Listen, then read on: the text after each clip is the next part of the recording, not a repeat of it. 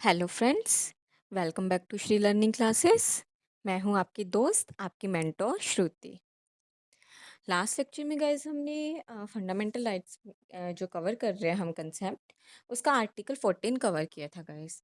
आज हम लोग आर्टिकल 15 से स्टार्ट करेंगे गाइस। उससे पहले गाइस, अगर आपने मेरे चैनल को लाइक नहीं किया है, सब्सक्राइब नहीं किया है और अपने फ्रेंड्स के साथ शेयर नहीं किया है, तो गाइस जल्दी से चैनल को सब्सक्राइब कर लीजिए ताकि आपको आने वाले हर एक लेक्चर का जो अपडेट है वो टाइम बाय टाइम मिलता रहे। वीडियो को लाइक ज़रूर किया कीजिए गाइस, शेयर किया कीजिए। और वीडियो की पीडीएफ्स जो लेक्चर है जो भी मैं यहाँ पे करवा रही हूँ उसकी अगर आपको पीडीएफ्स चाहिए, वो पीडीएफ्स को आप टेलीग्राम चैनल को ज्वाइन करके एज इट इज़ गेट कर सकते हो। एज इट इज़ आपको पीडीएफ्स मिल जाएगी। तो चलिए गाइस स्टार्ट करते हैं हमारा आर्टिकल 15 आज का टॉपिक। ठीक है, चलिए। आर्टिकल 15 हमें क्या कहता है गाइस? आर्टिकल 15 हमें बताता है राइट टू इक्वालिटी के अंदर आता है ये, क्योंकि उसी से जुड़ा हुआ एक पार्ट है। ठीक है, हमने पढ़ा था जो आर्टिकल 14 टू 18 है हमारा, वो राइट टू इक्वालिटी को बताता है ना। तो आर्टिकल 15 क्या है? आर्टिकल 15 भी एक पार्ट है राइट टू इक्वालिटी का, हमारे कॉन्स्टिट्यूशन में गिवन है। क्या किस चीज़ के बारे में बताता है? ये प्रोहिबिट करता है, रोकता है स्टेट को। किस चीज़ से रोकता है? डिस्क्रिमिनेशन करने से गाइस। कोई भी भेदभाव करने से स्टेट को रोकता है और सोशल इक्वालिटी को प्रमोट करता है। ठीक है, इसका मतलब क्या होगा कि कोई भी पर्सन अनफेयरली ट्रीटेड नहीं किया जा सकता। On the basis of, basis दिए है कुछ, किस किस बेसिस पे आप किसी पर्सन को डिफरेंट ट्रीट नहीं कर सकते, उनके साथ डिस्क्रिमिनेशन नहीं कर सकते। On the basis of religion, कि आप किस रिलीजन से हो, race, caste, sex and place of birth guys. ठीक है, ये एक बेसिक आइडिया है आर्टिकल 15 का। नेक्स्ट देखिए, आर्टिकल 15 क्लॉज 1 क्या कह रहा है? State shall not discriminate against any citizen. जो स्टेट है, देखिए गाइस, इनके अंदर जो आर्टिकल्स के अंदर वर्ड्स होते हैं उनकी बहुत ज़्यादा इंपॉर्टेंस होती है। स्टेट्स डिस्क्रिमिनेट नहीं कर सकते किसी भी सिटीजन को। पहली बात तो जो आर्टिकल 15 है वो सिटीजन के लिए प्रिस्क्राइब किया गया है। ठीक है, मेंशन है एनी सिटीजन, इसका मतलब ये जो है फॉरेनर्स को नहीं मिलेगा, सिटीजन्स को मिलेगा। और ओनली ऑन ग्राउंड्स ऑफ, मतलब क्या है? जो ग्राउंड्स यहाँ दिए हैं सिर्फ इन्हीं ग्राउंड्स के ऊपर डिस्क्रिमिनेशन नहीं हो सकता। गवर्नमेंट और अदर ग्राउंड्स के ऊपर डिस्क्रिमिनेशन कर सकती है, फेयरली पॉजिटिव डिस्क्रिमिनेशन कर सकती है गाइस। ठीक है, कौन कौन से ग्राउंड्स हैं? Religion, race, caste, sex, place of birth. ठीक है, ये 5 ग्राउंड है जिनके ऊपर गवर्नमेंट जो है, जो स्टेट है, वो आपके ऊपर डिस्क्रिमिनेशन नहीं कर सकती। Government can't deny rights, opportunity और बेनिफिट। आपके अधिकार, आपको जो अपॉर्चुनिटीज़ मिलनी चाहिए गवर्नमेंट जॉब में या किसी और भी चीज़ में जो गवर्नमेंट से जुड़ी हुई है, आपको बेनिफिट जो मिल सकते थे, वो आपको इस वजह से डिनाई नहीं किए जा सकते कि आप किसी पर्टिकुलर रिलीजन से बिलोंग करते हैं, पर्टिकुलर जेंडर है आपका, पर्टिकुलर कास्ट है, या पर्टिकुलर जगह पे आपका बर्थ हुआ है। These are not the criteria. Example दिया है, government can't refuse admission in a public school. कोई पब्लिक स्कूल है, कोई गवर्नमेंट स्कूल है, गवर्नमेंट आपका एडमिशन वहाँ पे डिनाई नहीं कर सकती सिर्फ इस वजह से कि आपकी कास्ट अलग है, आप किसी अलग कास्ट से बिलोंग करते हैं। A law providing benefits only to one religion without justification में वायलेट आर्टिकल 50। अगर कोई कानून है जो किसी एक पर्टिकुलर रिलीजन को बेनिफिट दे रहा है बिना किसी रीज़न के, कोई प्रॉपर जस्टिफिकेशन के बिना, किसी एक पर्टिकुलर धर्म को, रिलीजन को फेवर मिल रहा है स्टेट की तरफ से, तो वो हमारे आर्टिकल 15 का क्लियरली वॉयलेशन होगा गाइस। हम बात करते हैं गाइस, जैसे मंदिरों की बात करते हैं, जितने भी मंदिर होंगे हम देखेंगे उनके अंदर स्टेट का रोल सिर्फ एडमिनिस्ट्रेशन का हो सकता है। वो भी वहाँ जहाँ की टेम्पल जो है वो बड़े टेम्पल है, जहाँ क्राउड वे पे बहुत ज़्यादा क्राउड होती है, जहाँ पे आपको लगता है कि रिस्क ज़्यादा है, उसमें भी जो गवर्नमेंट सिक्योरिटी देती है वो एक एडमिनिस्ट्रेशन काम होता है। अदरवाइज़ आप कभी भी देखोगे कोई भी टेम्पल के अंदर कुछ फॉर्मेशन करवानी है, उसके अंदर कुछ रेनोवेशन करवाना है, इस तरह के किसी भी काम में स्टेट का रोल नहीं होता। ये काम टेम्पल आउन होता है। जो पीपल्स जो है टेम्पल्स को देते हैं, जो भी चंदा है या जो भी चीज़ें देते हैं अपनी तरफ से श्रद्धा के तौर पर, उन्हीं के आधार पर टेम्पल्स के अंदर के काम होते हैं। पुजारियों की पेमेंट करना है या और जो भी चीज़ें हैं, इसमें गवर्नमेंट का कोई रोल नहीं होता गाइस। ठीक है, आगे देखिए, आर्टिकल 15 क्लोज टू क्या कह रहे हैं? No citizen can be denied access, किसी भी सिटीजन को एक्सेस के लिए डिनाई नहीं किया जा सकता। कहाँ कहाँ जाने पर उनको डिनाई नहीं किया जा सकता? शॉप्स में गाइस, रेस्टोरेंट में, होटल्स में, पब्लिक प्लेसेस में जहाँ पे एंटरटेनमेंट होता है, जैसे पार्क हो गया, कोई आप कह सकते हो कोई और पब्लिक की एंटरटेनमेंट की प्लेस हो जाती है। बाथिंग घाट है, रोड है, टैंक है, वेल है, इनको एक्सेस करने से नहीं रोक सकते हो आप, जो पब्लिक फंड से बने हैं। प्राइवेट की बात नहीं है गाइस, यहाँ पे पब्लिक की बात है, ठीक है। Even private can't discriminated in access to public places. अगर किसी पब्लिक प्लेस के ऊपर कोई प्राइवेट इंडिविजुअल है, वो भी डिस्क्रिमिनेट नहीं कर सकता गाइस। देखिए, कोई भी प्राइवेट पर्सन आज के टाइम पे अपनी रेस्टोरेंट में या अपनी किसी पर्सनल प्लेस पे इस बेस पे किसी को आने से डिनाई नहीं कर सकता कि उसकी कास्ट क्या है। उसकी कास्ट के बेसिस पे उसको आप रेस्टोरेंट में खाना खाने से नहीं रोक सकते, उसको कहीं जाने से नहीं रोक सकते। अगर उसके पास इनफ मनी है, वो पे कर सकता है चीज़ को, तो आप उसको नहीं रोक सकते। अगर उसका बिहेवियर अच्छा है तो आप उसको नहीं रोक सकते। हाँ, कोई और रीज़न है, आप अपने पर्सनल किसी इशू की वजह से नहीं जाने दे रहे privately, that is the different thing. But due to just his her caste, gender, because of this thing it is not allowed. So this clause was introduce mainly to end practice. ये clause generally लाया ही क्यों गया था? क्योंकि हाँ, हमें पता है इंडिपेंडेंस से पहले हमारे देश में अनटचेबिलिटी थी, सोशल एक्सक्लूजन था, कास्ट बेस्ड डिनायर होता था कि ऊंची जात और नीची जात दो अलग तरह के लोग हैं। जो लोअर कास्ट वाले हैं वो अपर क्लास वालों का पानी तक नहीं ले सकते, उनके कुओं के पास नहीं जा सकते, उनकी चीज़ें नहीं यूज़ कर सकते, है ना। नेक्स्ट देखिए गाइस, एक्सेप्शंस है अब यहाँ पे कुछ कुछ स्पेशल प्रोविजन लाए गए आर्टिकल 15 के अंदर।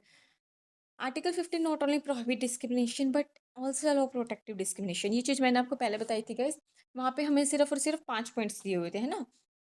Religion, race, caste, gender, sex and place of birth, है ना। ये 5 चीज़ें थी जिनके आधार पर स्टेट डिस्क्रिमिनेशन नहीं कर सकती, बट पॉजिटिव डिस्क्रिमिनेशन मैंने कहा था अलाउड है। एफर्मेशन एक्शन अलाउड है वीकर सेक्शन को बचाने के लिए। तो आर्टिकल 15 क्लॉज 3 यही कहता है, स्पेशल प्रोविजन लेके आया है वुमेन्स और चिल्ड्रन के लिए, कि स्टेट जो है वो लॉज बना सकती है वुमेन्स के लिए, चिल्ड्रन के लिए, उनको प्रोटेक्ट करने के लिए कुछ स्पेशल लॉज बनाए जा सकते हैं। पर्पस क्या है गाइस इसके पीछे? पर्पस हमारा क्या होना चाहिए इस लॉ को बनाने के पीछे? Ensure social justice and protection. Women और चिल्ड्रंस के लिए सोशल जस्टिस को प्रमोट कर सके हम, एंश्योर कर सके कि उनको जस्टिस मिले, उनको प्रोटेक्शन मिले। जैसे बहुत सारी ऐसी चीज़ें हमारे देश में की भी जा रही है। रिजर्वेशन लेके आए हैं वुमेन्स के लिए, लोकल बॉडीज़ में भी, पार्लियामेंट के अंदर भी रिजर्वेशन हम देखते हैं आज के टाइम पे। फ्री एजुकेशन लेके आए हैं गर्ल चाइल्ड के लिए, उनको स्कॉलरशिप दी जाती है आज के टाइम पे। मतलब बहुत ज़्यादा उन स्कॉलरशिप का बहुत ज़्यादा वो किया गया है गवर्नमेंट की तरफ से कि गर्ल चाइल्ड को फ्री में पढ़ाया जाए, स्कूल की उनकी फ़ीस माफ़ होती है, उनको बुक्स उनको बाकी सारी चीज़ें प्रोवाइड करवाई जा रही है गवर्नमेंट की तरफ से। मैटरनिटी बेनिफिट मिलता है, मैटरनिटी की लीव्स मिलती हैं। अगर आज के टाइम पे वुमेन जॉब पे जाती है, गवर्नमेंट में तो इनफैक्ट हर जगह ही मैटरनिटी लीव मिलती है पेड, और प्राइवेट में भी ये चीज़ें काफ़ी प्रमोट की जा रही है। ये चीज़ ज़रूरी क्यों है गाइस? बिकॉज इक्वालिटी का मतलब सिर्फ ये नहीं होता कि आप इक्वल ट्रीटमेंट करो। इक्वल ट्रीटमेंट करने से इक्वालिटी नहीं आएगी क्या? क्यों गाइस? इस चीज़ के को मैं आपको क्यों समझाना चाह रही हूँ? क्योंकि एक चीज़ देखो, इक्वालिटी का मतलब क्या होता है कि हर कोई एक जगह इक्वल पहुंच जाए, है ना। लेकिन जो हम वुमेन है आज के टाइम पे, वो इतने सालों से जो मेल है हमारा, जो मेल डोमिनेट सोसाइटी रही है, उसमें कहीं पीछे खो गई है वुमेन्स। उनको आगे लाने के लिए ज़रूरी है उनको कुछ स्पेशल प्रिविलेज दिए जाए हमारी तरफ से, है ना। स्पेशल प्रोटेक्शन दी जाए ताकि वो इक्वालिटी अचीव कर पाए, अ, पढ़ सके। क्योंकि आज से पहले क्या होता था कि जो पेरेंट्स हैं वो अपने बच्चों में जनरली मेल को बॉय को पढ़ा देते थे, गर्ल चाइल्ड को पढ़ाते नहीं थे कि इसकी तो शादी कर देंगे, पढ़ लिख के क्या करेगी ये। आज भी हम देखते हैं बहुत सारे घरों में, बहुत सारी सोसाइटी में ये ट्रेंड आज भी चल रहा है। तो गवर्नमेंट इसीलिए फ्री की एजुकेशन लेकर आई है कि एटलीस्ट आप गर्ल चाइल्ड को पढ़ाओ, आपको गर्ल चाइल्ड के ऊपर पैसा नहीं लगाना पड़ेगा। उनको स्कॉलरशिप देती है, और बहुत सारी स्कीम्स लेके आई है गवर्नमेंट गर्ल्स के लिए, कि गर्ल चाइल्ड के बर्थ के ऊपर गवर्नमेंट डायरेक्ट बेनिफिट ट्रांसफ़र भी करती है वुमेंस को, है ना। अ, मातृ वंदना योजना है, लाडो लक्ष्मी योजना है। इस तरह से बहुत सारी योजनाएं हैं जो गवर्नमेंट लेके आ रही है गर्ल्स की सेफ्टी के लिए, वुमेन्स की सेफ्टी के लिए, उनको प्रमोट करने के लिए, उनकी इक्वालिटी को लाने के लिए, ठीक है गाइस। नेक्स्ट देखिए, आर्टिकल 15 क्लोज 4 हमें क्या कह रहा है? Advancement of socially and educationally backward classes, वो क्लासेस जो सोशली और एजुकेशनली बैकवर्ड हो चुकी है, जो पिछड़ पिछड़ गई है एज कंपेरिजन टू अदर्स। जो ये क्लोज है गाइस, ये क्या कह रहे हैं? State can make special provisions, state can make special provision for, किसके लिए स्टेट जो है स्पेशल प्रोविजन बना सकती है? Socially and educationally backward classes के लिए, जो पिछड़े हैं सोशली तौर पर और एजुकेशनली तौर पर। एससी है, हमारी एसटी क्लास है ना, इनके लिए स्टेट जो है वो स्पेशल प्रोविजंस बना सकती है।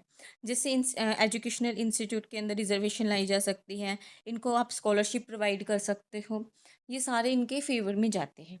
लेकिन गाइस जो ये क्लॉज है, क्लॉज 4, ये इनिशियली कॉन्स्टिट्यूशन के अंदर नहीं था, बट टाइम बाय टाइम जैसे जैसे हमारे कॉन्स्टिट्यूशन में अमेंडमेंट्स होते रहे हैं, तो जिन जिन चीज़ों की ज़रूरत थी उनके आधार पर अमेंडमेंट्स होकर वो चीज़ें कॉन्स्टिट्यूशन में ऐड कर दी गई हैं।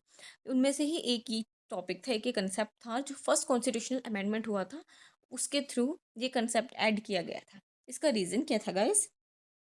बहुत ही फेमस केस है इसके पीछे, state of Madras versus Champakam Dorairajan case. ये क्या कहता है?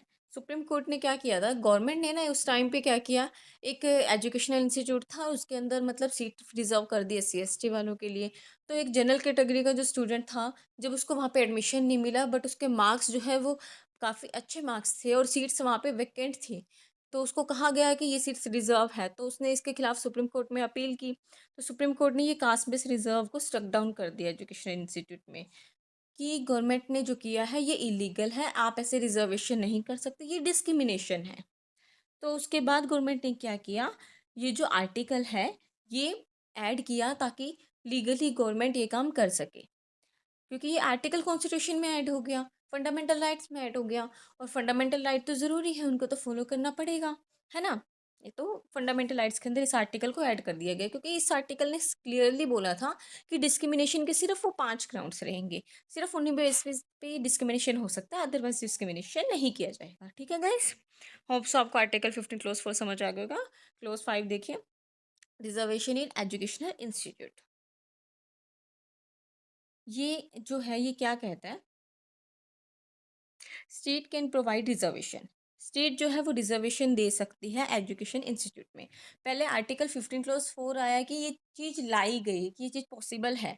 अब यहाँ पे कहा गया कि state provide reservation in educational institution, चाहे वो प्राइवेट हो, एडिड, याद रखना, private aided and also private unaided. There are some private, देखो प्राइवेट के अंदर एडिड में तो जो है गवर्नमेंट का कंट्रोल काफ़ी रहता है, बट अनएडिड में भी गवर्नमेंट जो है प्रमोट करती है इस चीज़ को कि वहाँ पे कुछ परसेंट तक रिजर्वेशन रहे। बट एक एक्सेप्शन है यहाँ पे गाइस, एक्सेप्शन क्या है, this clause does not apply to minority educational institution under article 30। Article 30 हम आगे पढ़ेंगे।